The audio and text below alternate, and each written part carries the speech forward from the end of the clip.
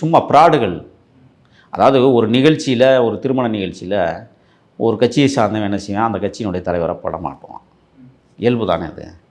அந்த மாதிரி தான் ஒரு நிகழ்ச்சியில் பெரியார் படத்தை இவங்க மாற்றாங்க. அதுக்கு யோக்கியதை இல்லாத திராவிட திருட்டு மாடல் அரசு, பெரியாருடைய படத்தை பயன்படுத்துவதற்கே துப்பற்றவர்கள், வக்கற்றவர்கள்.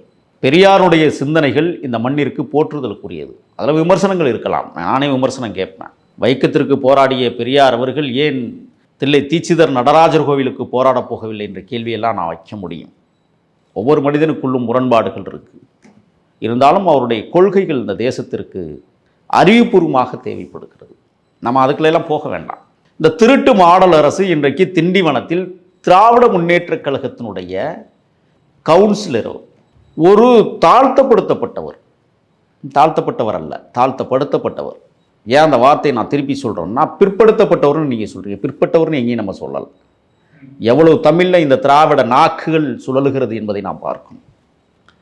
இல்லை, திருட்டு நாக்குகள். திராவிடம் என்கிற புனித சொல்லை கெடுத்து குட்டிச்சோராக்கிய பெருந்தகையாளர்கள் இந்த கூட்டம். அயோத்திதாச பண்டிதர் அவர்கள் உருவாக்கிய திராவிட இயக்கம். திராவிடம் என்கிற சொல்லாடல் புனிதமானது. ஆனால் எதிரும் புதிருமான நிலையை உருவாக்கியதற்கு காரணமே திராவிட திருட்டு முன்னேற்ற கழகம்தான்.